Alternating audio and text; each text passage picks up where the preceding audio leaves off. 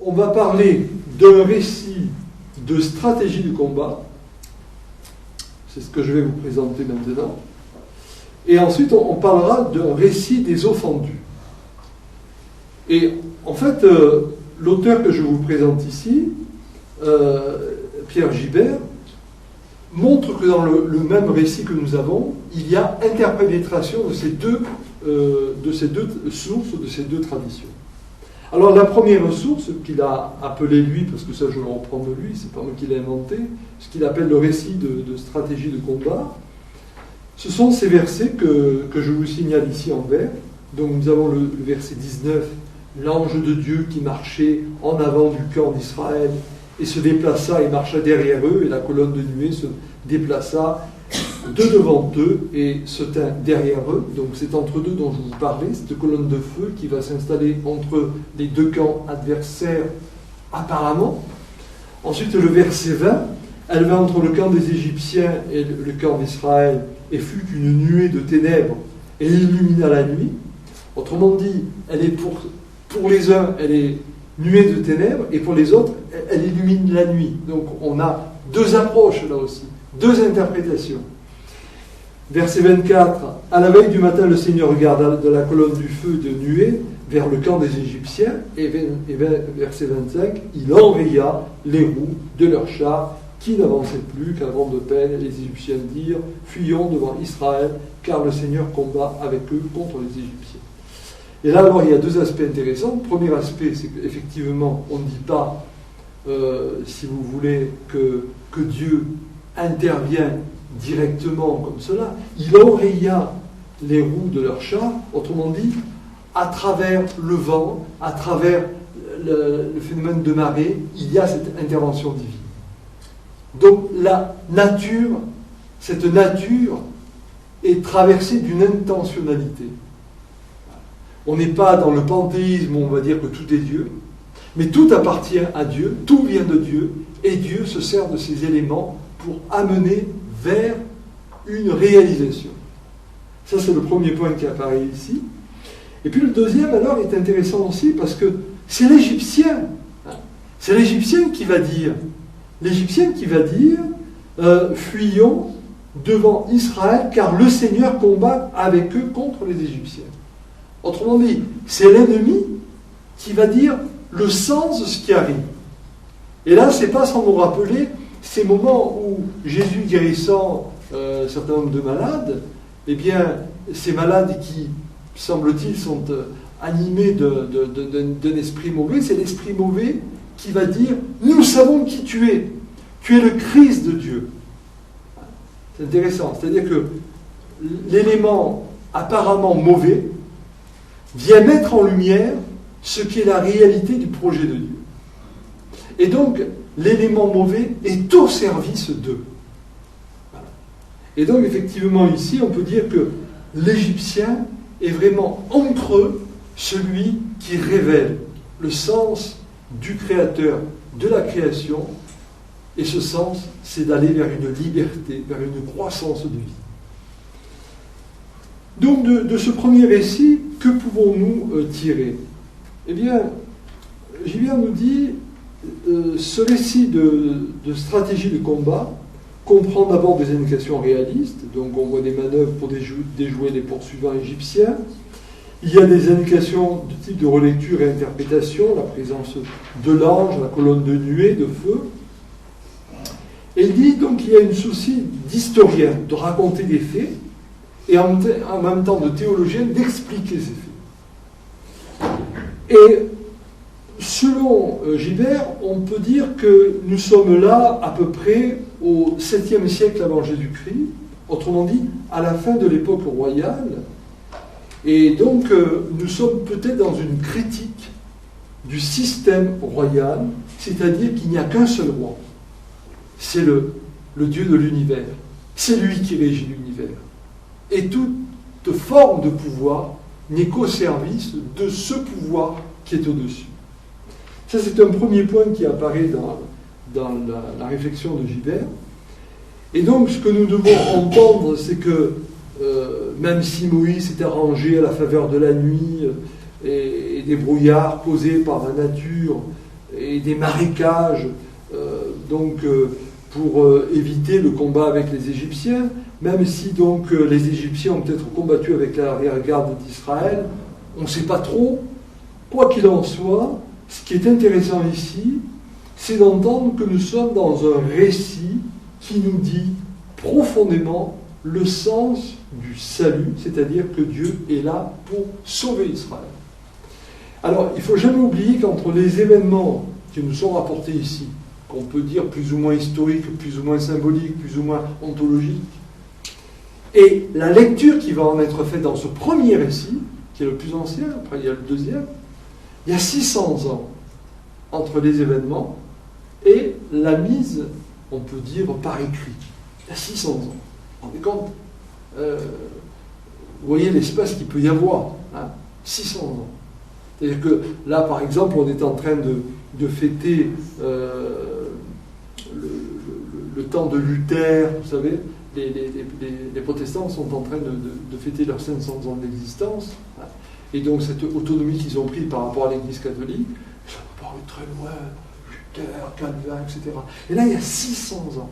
Donc 600 ans après, c'est fait. Donc vous voyez bien à quel point nous ne devons pas nous enfermer dans une question de nous dire comment ça s'est passé précisément. Ce n'est pas le problème. Le problème, profondément, c'est cette compréhension d'un Israël qui est libéré, et par conséquent d'un Israël qui prend conscience que le seul pouvoir est détenu par Dieu, et que toute autre forme de pouvoir n'est qu'un pouvoir au service.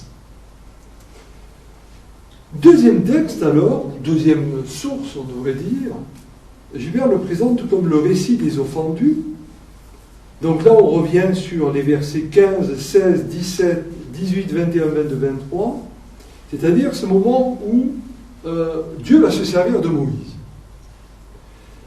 Il ne va plus simplement se servir des événements de la nature, l'eau qui se retire, le vent, etc., et qui permet peut-être le passage d'eux, mais il va placer Moïse en tant que celui qui devient l'icône du passage.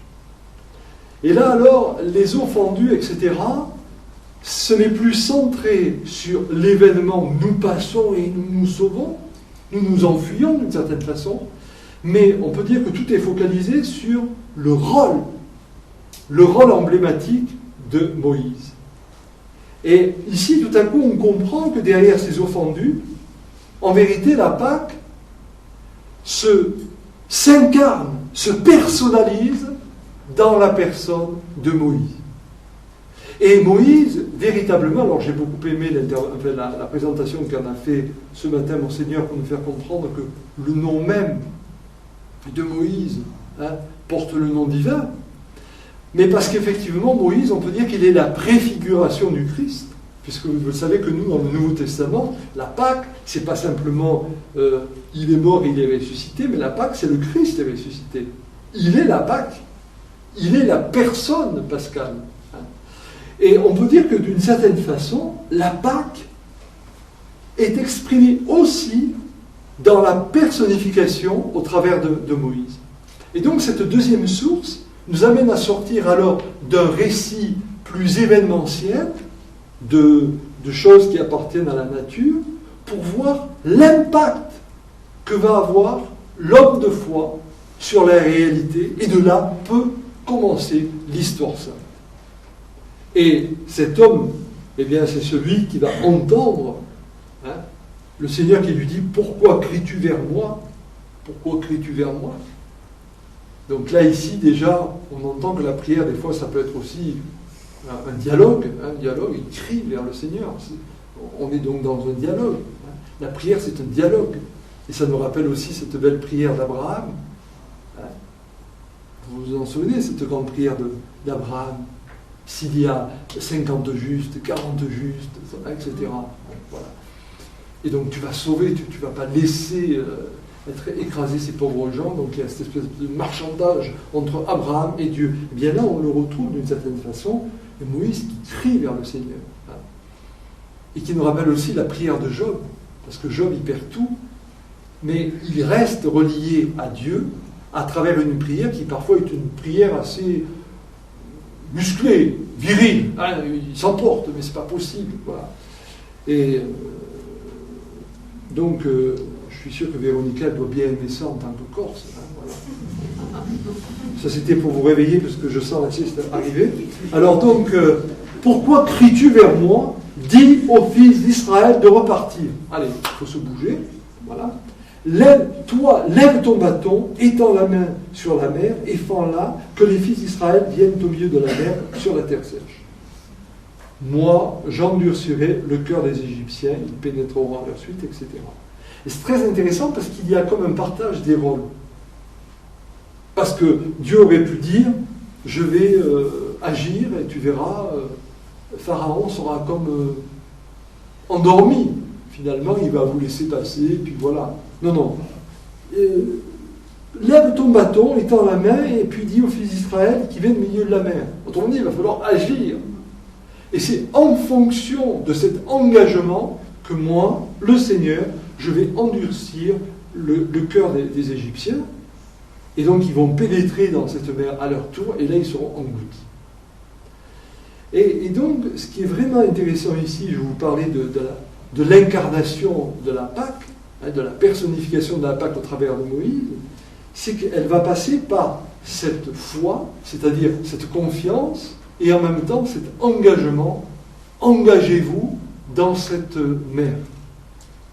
Il faut y aller quand même dans la mer, hein, parce que c'est pas évident. Bon, voilà. Et donc on a ce récit, donc cette deuxième partie que Gilbert appelle le récit des eaux fondues.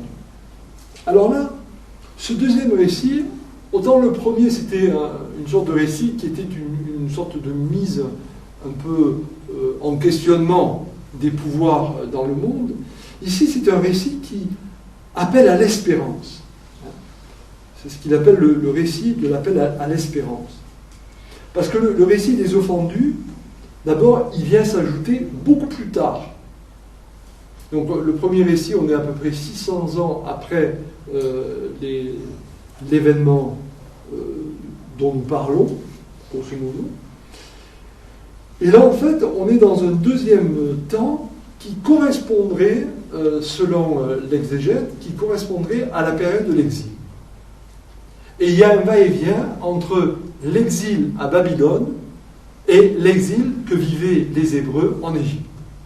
Et au fond, cette deuxième source, et après on va mieux le voir dans les chapitres suivants, cette deuxième source est une manière de faire entendre qu'il faut interpréter les événements actuels. Nous sommes déportés à Babylone. Mais qu'est-ce qui s'est passé il y a plusieurs siècles derrière nous? Nos pères ont été libérés. Pouvons-nous l'oublier? Voilà. Donc là, il y a cette deuxième source qui va se rajouter, et donc qui invite à une espérance, et finalement qui va devenir ensuite un rappel constant. Souviens-toi. Chemin Israël, Deutéronome 6, c'est écoute Israël et souviens-toi. Parce que quand tu écoutes, tu te souviens. Souviens-toi. Donc on est vraiment dans un acte mémoriel. Et là alors, ce que présente l'exégète, Gilbert, il dit que nous sommes en présence d'un langage et de symboles qui rappellent les commencements. C'est-à-dire que ce sont des descriptions, au moment de la séparation des eaux, ce sont des descriptions qui ne sont pas sans rappeler les descriptions faites dans Genèse 1, le chapitre 1er de la Genèse, c'est-à-dire les commencements de la création. Et au fond, au moment où se séparent les eaux, eh bien, l'exégète nous dit, c'est comme s'il y avait création, nouvelle création d'un peuple. Ce n'est pas simplement la libération d'un peuple, mais c'est la création d'un peuple. Parce que ce peuple se met à croire en ce Dieu qui sauve, il naît. Autrement dit, nous entendons que l'histoire de Joseph, tout ce qui s'est passé auparavant, ça a été comme des prémices, mais que véritablement, la naissance d'Israël, c'est ce moment où véritablement on se met dans ce mouvement. Et là, d'une certaine façon, on retrouve le sens profond de Bereshit, qui n'est pas le commencement en termes de temporalité de la création, mais qui est le surgissement d'une conscience. Et oui, là, par ces éléments empruntés donc dans ce récit, on a comme un télescopage avec Genèse 1, la création du monde, Genèse 6-9, c'est-à-dire le temps du déluge, et d'une certaine façon aussi Josué 4, le passage du Jourdain. On est dans une nouvelle création. Fondamentalement, la Pâque, c'est une nouvelle création. Ce n'est pas simplement le passage d'un état ancien à un état nouveau, c'est l'éruption réellement du divin en soi, c'est la création voulue par Dieu. Ça me paraît intéressant qu'ils nous disent ça. Et donc, voilà, au VIe siècle, donc on est pendant l'exil ou juste un peu après l'exil, donc il y a cette mémoire antique qui revient et qui permet d'être en espérance par rapport à cet exil qu'on vit à Babylone ou qu'on a vécu à Babylone. Et on peut dire donc ici, sans doute que les auteurs, ce sont des prêtres qui reprennent un langage liturgique aux Babyloniens, langage liturgique qui évoquait la création des mondes du monde, pour dire que la véritable création, elle est là, avec cette libération de ce peuple. Et je vous le rappelle, le premier livre, ce n'est pas le livre de la Genèse, c'est le livre de l'Exode. Donc on peut se demander si, dans une certaine mesure, le livre de la Genèse ne s'est pas inspiré de ce deuxième récit qui s'interpénètre ici pour dire la libération comme une création. En tout cas, c'est très intéressant donc de voir que d'une part, ces prêtres qui auraient écrit cette deuxième interprétation, en tout cas cette deuxième source sacerdotale, c'est intéressant parce qu'elle nous met en présence de deux sagesses qui s'affrontent. La sagesse des magiciens babyloniens et la sagesse de Dieu qui, elle, ne relève pas d'une magie, d'un acte extraordinaire, mais d'un mouvement inscrit dans la nature et qui est un mouvement qui nous fait de plus en plus aller vers une amplitude de vie, une expansion de vie. Ensuite, donc, évidemment, le récit nous montre la force du Seigneur quand il intervient. Et puis, on peut dire que, au fond, ce qui s'est passé dans l'Égypte ancienne, se jouant dans la Babylonie de l'époque, au VIe siècle avant Jésus-Christ, c'est une façon de comprendre que la Pâque, elle est toujours pour aujourd'hui. La Pâque n'est jamais pour hier. La Pâque est toujours pour aujourd'hui, parce que la Pâque est un chemin, parce que la Pâque est une dynamique, parce que la Pâque est une espérance. C'est une utopie au sens de ce qui n'est pas complètement accompli, mais qui est en cours d'accomplissement. Donc, en conclusion de ce premier passage au sujet de la mer Rouge, je dirais qu'au-delà des interprétations données à tel ou tel découpage du texte, bon là je vous ai présenté ce qui est dit par cet exégète, il y a tellement d'autres interprétations, mais celle-ci me paraît quand même assez pertinente. Ce qu'il faut que nous retenions, c'est qu'il reste que ce passage de la mer Rouge apparaît comme l'événement fondateur de la foi d'Israël, ça il faut qu'on ait vraiment en tête. Et donc c'est un lieu qui sauve, c'est un lieu qui libère, et je ne l'ai pas mis, mais c'est un Dieu qui crée. Et voilà. Il y a création simultanément avec libération. Et donc, la liberté, c'est ce rapport entre création et libération. Et l'eau apparaît toujours comme la matrice, la symbolisation de cette renaissance. Et pour nous, c'est un peu la préfiguration du baptême, bien sûr. Ici, je vous renvoie à Saint Paul, le chapitre 1er la première épître aux Corinthiens, le chapitre 10, les versets 1 à 12, où Saint Paul fait le lien entre le baptême comme création nouvelle et la première création du Premier Testament.